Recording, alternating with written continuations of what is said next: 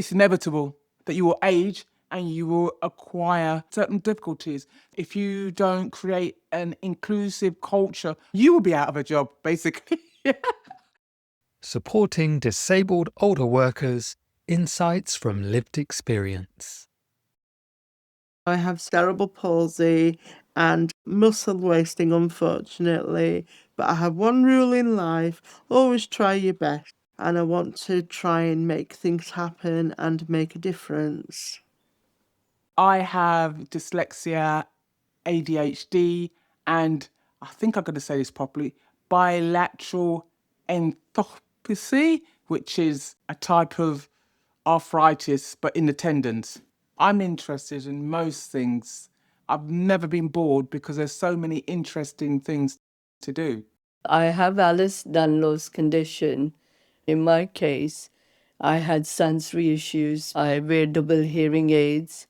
I have lots of supplication and dislocation, which can then also cause fractures. It's very much part of me. I'm not just Rahina, I'm Rahina, who's a black disabled woman. My family always just describe me as Rahina, the feisty one.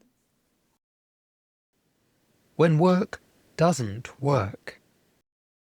I was working as a resident liaison officer and trying to get my reasonable adjustments. That was a job in itself.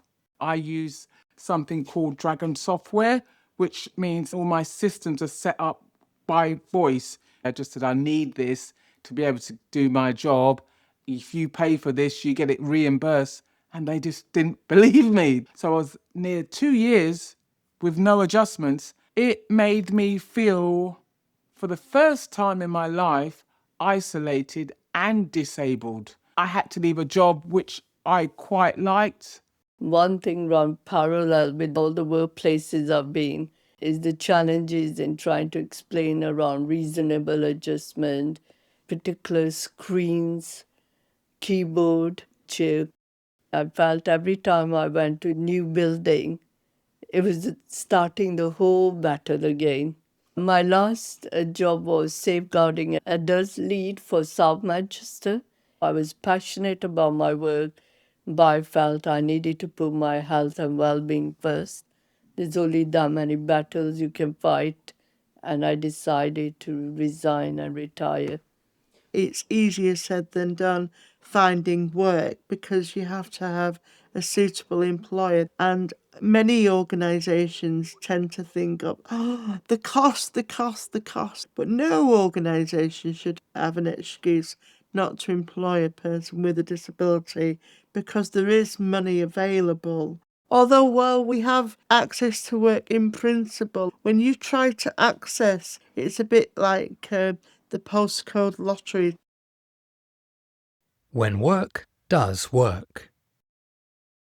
The best workplace that I've worked was probably Peabody Housing. They were amazing. The first time I got my voice activation, they just said, oh, come. They didn't worry about access to work. They just said, oh, we'll get reimbursed eventually. And I got all my training and they just wanted me to work. So that was totally amazing. I've had some really positive experiences as a social worker, and that depended on the manager and their willingness to understand and be supportive. Having that consistent person you link with when the reorganization happens every other year, that was really, really helpful. Having the scheme help with transport costs is a real help.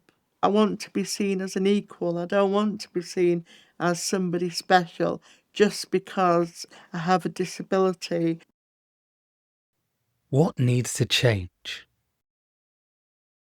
What I wish employers would understand about disabled and older workers is that they're coming with a lot of experience and they're proper talented because they've had to find unique ways of sorting out things, which I think that's amazing. So make people feel inclusive and also intergenerational because, we're all going to age.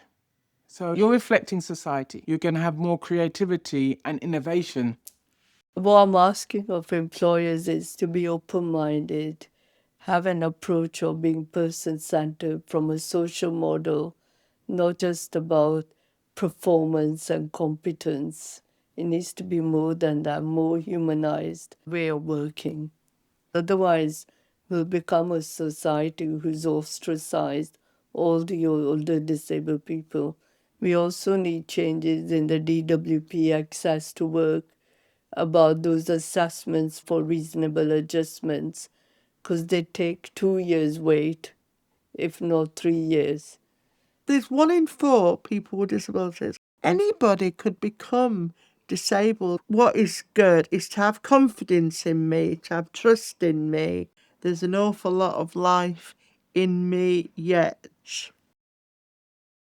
To find out more, visit aging-better.org.uk. Thanks to our steering group members Anastasia, Claudette and Rahina.